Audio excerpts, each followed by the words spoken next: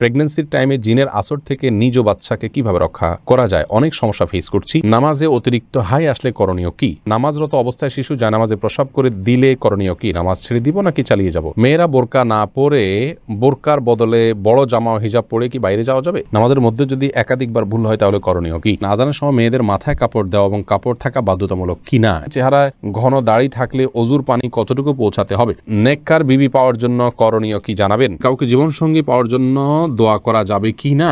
সন্তান জন্ম নিলে কি তার কানে আজান দিতে হবে? কোনো কারণে না দিলে কি করতে হবে? আর বিলম্ব না করে আপনাদের ইতিমধ্যে যে প্রশ্নগুলো আমাদের কাছে এসেছে সেগুলোর উত্তর দেওয়া পালায় আমরা চলে যাই। মেহরিন সুমি, আপনি জানতে চেয়েছেন নামাজে অতিরিক্ত হাই আসলে করণীয় কি? হাই আসলে হাত দিয়ে সেটাকে বাধা দিবেন, বাস এটুকু, এর বাইরে আর বিশেষ কোনো করণীয় নেই। সেটা নামাজের বাইরে সর্বাবস্থায়। হাবিবা ফারহানা জানতে চেয়েছেন নামাজরত অবস্থায় শিশু জানামাজে প্রসাব করে দিলে করণীয় কি? নামাজ ছেড়ে দিব নাকি চালিয়ে যাব?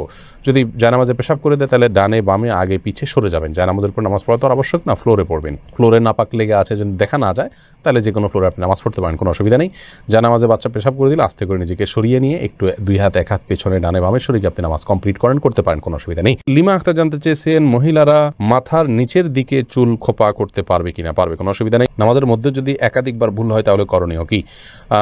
ভাই সায়েম, দেখতে হবে যে আপনার নামাজে ভুলটা কি ধরনের হয়েছে। যদি ফরজ ছুটে যায় তাহলে একবারও যদি ছুটে যায় তাহলে নামাজ ওইটা আবার পড়তে হবে আপনাকে। আর যদি ওয়াজিব ছুটে যায় তাহলে একবারের বেশি দুইবার তিনবারও যদি ওয়াজিব ছুটে, তিনটা ওয়াজিব যদি ছুটে যায় শেষে একটা সিজদা দিলে হয়ে যাবে। আর যদি সুন্নাত বা নফল ছুটে তাহলে একাধিক ছুটলেও নামাজ হয়ে যাবে, যদিও তার মান কমে যাবে। ধ্রুব তারা এআইডি থেকে আপনি জানতে চেয়েছেন আজানের সময় মেয়েদের মাথায় কাপড় দেওয়া এবং কাপড় থাকা বাধ্যতামূলক কিনা? এ বিষয়ে আমাদের একটা ভিডিও আছে, আপনি দেখে নিতে পারবেন। আজানের সময় মেয়েদের কাপড় দেওয়া মাথায় এটা আবশ্যক কিনা? উত্তর হলো না। আজানের সাথে মাথায় কাপড় দেওয়ার কোনো সম্পর্ক নেই।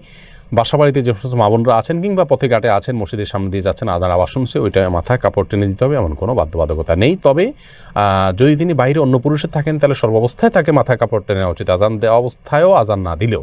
আর যদি বাসাবাড়িতে থাকেন তাহলে শুধু আজান দেওয়ার কারণে তার মাথায় কাপড় টেনে দেওয়ার বিশেষ কোনো গুরুত্ব ইসলাম শরিয়ার দৃষ্টিকোণ থেকে নাই। আমাদের অনেক মা বোনরা এটাকে অনেক বেশি গুরুত্বপূর্ণ মনে করেন। তাওহিদ আয়েশা, আপনি জানতে চেয়েছেন বেনামাজি ব্যক্তির হাতের রান্না খাওয়া কি অনুচিত?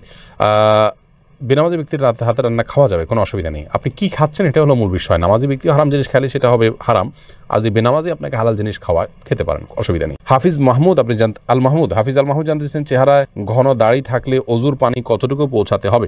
চেহারা যদি ঘন পানি থাকে, এই দাড়ি থাকে, তাহলে আপনার দাড়ির গোড়া পর্যন্ত পানি পৌঁছানো যদি অসম্ভব হয়, কঠিন পর্যায়ের হয়, তাহলে সেক্ষেত্রে দাড়ির প্রকাশ্য অংশে শুধুমাত্র পানি পৌঁছাইতে হবে, যতটুকু ভেতর পর্যন্ত যায় ততটুকু পৌঁছাইতে হবে, গোড়া পর্যন্ত পৌঁছানো বাধ্যতামূলক নয়। আতিকুর রহমান, আপনি জানতে চেয়েছেন কবর জিয়ারত করার সময় আমরা সূরা পড়ি, আসলে কবর জিয়ারত করার সময় আমরা কি পড়বো, দোয়া কিভাবে করব, কবর জিয়ারতের নিয়ম জাস্ট এটি লিখে দিলে আমাদের এই পেজে একটা ভিডিও পাবেন, বা আমাদের ইউটিউব চ্যানেলে আসুন্নাহ ফাউন্ডেশন লিখে দিলে যে চ্যানেল আসবে সেখানেও একটা ভিডিও পাবেন। আপনি কবর জিয়ারত করার সম্পর্কে বিস্তারিত সেখানে জানতে পারবেন। কবর জিয়ারতের জন্য কোনো দোয়া পড়ার কোনো সূরা পড়ার কোনো আবশ্যকতা নেই।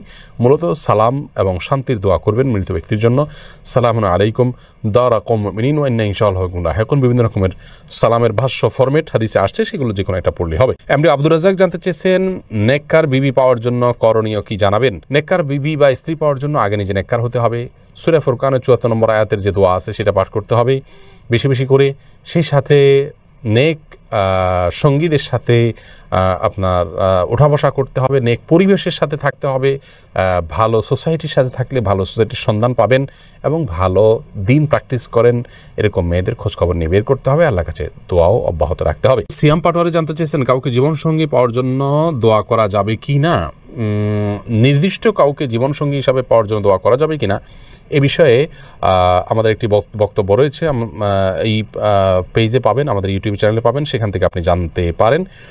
আর এর বাইরে আপনার কোনো ব্যক্তিকে জীবনসঙ্গী হিসাবে পাওয়ার জন্য নির্দিষ্ট করে দোয়া করার বিষয়ে সংক্ষেপে শুধু এটুকু বলবো যে এটা করা উচিত না, বরং এভাবে বলা উচিত আল্লাহ অমুকের সাথে সম্পর্ক হলে সেটা যদি আমার জন্য কল্যাণের হয় সার্বিকভাবে তাহলে আপনি আমার জন্য সেটাকে সহজ করে দিন, আর যদি আমার জন্য অকল্যাণ হয় তাহলে আমার থেকে দূরে সরিয়ে দিন। এক কথায় কল্যাণকর হলে যেন আল্লাহ আপনাকে পাইয়ে দেন সেই দোয়াটা আপনি করবেন, বাকি সর্বাবস্থায় তার জন্য আপনি দোয়া করবেন। এরকমটি উচিত নয় যে আল্লাহ সে ভালো হোক আর মন্দ হোক আমি তাকে জীবন সঙ্গিনী হিসাবে চাই, এরকম অন্ধের মতো দোয়া করা উচিত নয়। কারণ আপনি যেটাকে ভালো মনে করছেন সেটা ভালো নাও হতে পারে, সেই জায়গা থেকে সাবধান থাকা উচিত। রাশেদুল ইসলাম জানতে চেয়েছেন, সন্তান জন্ম নিলে কি তার কানে আজান দিতে হবে? কোনো কারণে না দিলে কি করতে হবে? প্রথমত, সন্তান জন্মের পর তার কানে আজান দেওয়ার বিষয়টি অনেকগুলো হাদিসে বর্ণিত হয়েছে। হাদিসগুলো সনদগুলো সবগুলাই মোটামুটি দয়ী পর্যায়ের। এজন্য সৌদি আরবের সাবেক গ্র্যান্ড মুফতি শেখ আব্দুল্লাহ বিন বাজ রাহিমাহুল্লাহ তিনি বলেছেন যে এ বিষয়ে আমল করা যেতে পারে, যেহেতু অনেকগুলো হাদিসে আছে এবং মুস্তাহাব পর্যায়ের জিনিস করা যেতে পারে।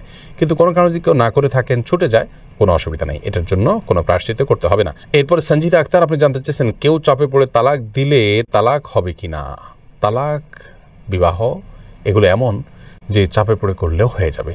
এজন্য এগুলো না, যদি কেউ তালাক দিতে না চান তাহলে তাকে তার জায়গা থেকে অটল থাকতে হবে। যদি কেউ জবরদস্তি করে আপনার থেকে তালাক নেয়, কারো কাছ থেকে তালাক নেয়, তাহলে কিন্তু তালাক পতিত হয়ে যাবে। রাউফি ইসলাম জানতে চেয়েছেন, পর্দার ক্ষেত্রে চোখ বের করে রাখা যাবে কিনা, তাতে পর্দার খেলাপ হবে কিনা?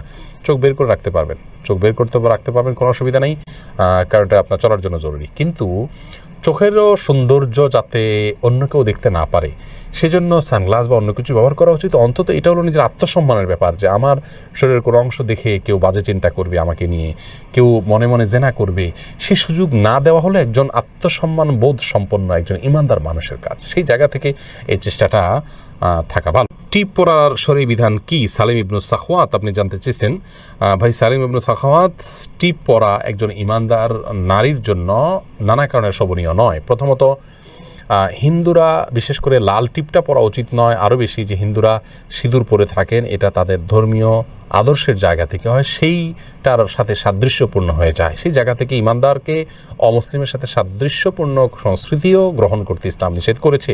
মান তাশাব্বাহা বিকওমিন ফাহুয়া মিনহুম, আবু দাউদের হাদিসে আসছে, নবী সাল্লাল্লাহু আলাইহি ওয়াসাল্লাম বলেছেন যে ব্যক্তি কোনো জাতির সাথে সাদৃশ্য গ্রহণ করবে সে তাদের অন্তর্ভুক্ত হবে।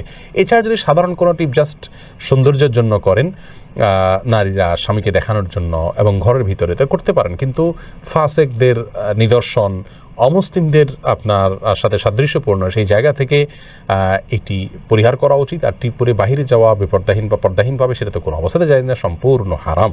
অতএব সে বিষয়ে আমাদের সাবধান থাকতে হবে। এমডি আনোয়ার খান আপনি জানতে চেয়েছেন, কার সাথে আমার বিয়ে হবে তাকে একদম নির্ধারণ করা নাকি এটা কর্মফল?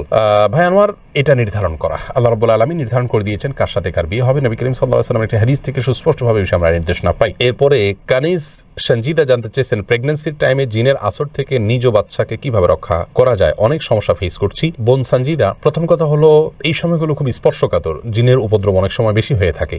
আপনাকে আমরা পরামর্শ দিব, আপনার বাসা থেকে হারামের কোনো লেশ থাকলে সেগুলোকে আপনি বের করে ফেলুন। ধরুন টেলিভিশনে আপনি হারাম কোনো জিনিস দেখেন বা আপনার পরিবারে কেউ দেখেন, এটা টোটালি বন্ধ করে ফেলুন। বাসায় ছবিযুক্ত কোনো কাগজ, ঠোঙ্গা বা কোনো ছবি ঝুলানো টুলানো যে কোনোভাবে প্রদর্শিত থাকলে সেগুলোকে ড্রয়ার ইত্যাদিতে ভরে ফেলুন বা বাইরে ফেলে দিন। তৃতীয়ত, আপনার ঘরে ঢোকার সময় প্রত্যেকটা সদস্য যতজন বাসায় আসবে বাধ্য করুন সালাম দিয়ে বিসমিল্লাহ পড়ে বাসায় ঢুকতে এবং বের হওয়ার সময় বিসমিল্লাহ পড়ে বের হতে। প্রত্যেকটা জিনিস খাওয়ার সময় বিসমিল্লাহ পড়ে খাবেন, শোয়ার সময় ওযু করে এবং ঘুমের দোয়া পড়ে শোবেন, সকাল সন্ধ্যা দোয়া পড়বেন। এর পাশাপাশি আপনি সূরা বাকারা এটা উচ্চ ভলিউমে বা যতটুকু আপনার শুনতে সুবিধা হয় ততটুকু ভলিউমে মোবাইলে বা কোনো কিছুতে বাজিয়ে আপনি রেখে দিবেন, বা উচ্চস্বরে নিজে তেলাওয়াত করতে পারলে আরও ভালো। আর রুকিয়া অ্যাপ আছে, অনেক রুকিয়ার অ্যাপ আছে যেগুলোতে শুধু কোরআন হাদিসের দোয়া এবং আয়াত আছে শুধুমাত্র, সেগুলোকে চালিয়ে রাখতে পারেন বাসা বাড়িতে। ইনশাআল্লাহ বিদিনিল্লাহ উপদ্রব অনেকখানি কমে যাবে।